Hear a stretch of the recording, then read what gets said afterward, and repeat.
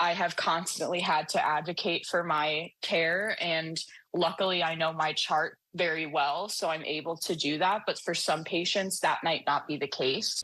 We want our nurses back, like point blank period. They are what keeps Meritor running. We start tonight with Meritor nurses and the hospital back at the negotiating table today.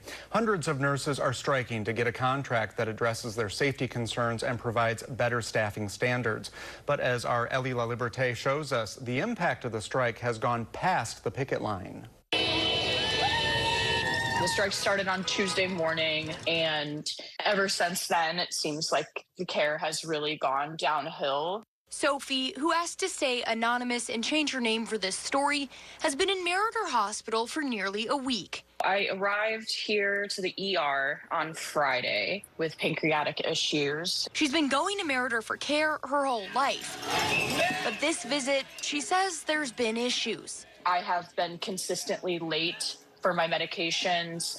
IVs are not getting flushed in appropriate amounts of time. Mistakes have been made when it comes to administering certain medications. Meritor contracted hundreds of travel nurses in preparation for the strike. But Sophie says she and other patients feel like the hospital wasn't prepared.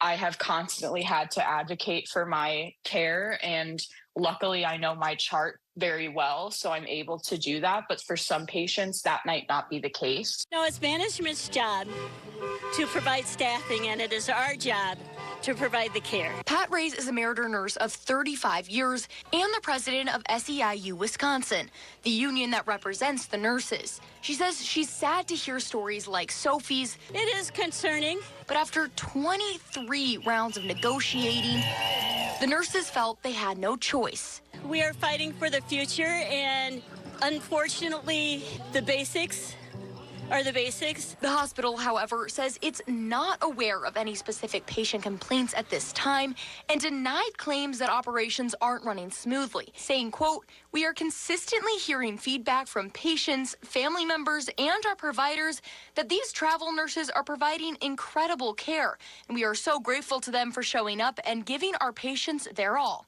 But patients like Sophie want the nurses who they know and trust. We want our nurses back, like point blank period. They are what keeps Meritor running. Shut it down! The hospital has declined to say exactly how many travel nurses were brought in, but says they received thorough training in preparation for the strike.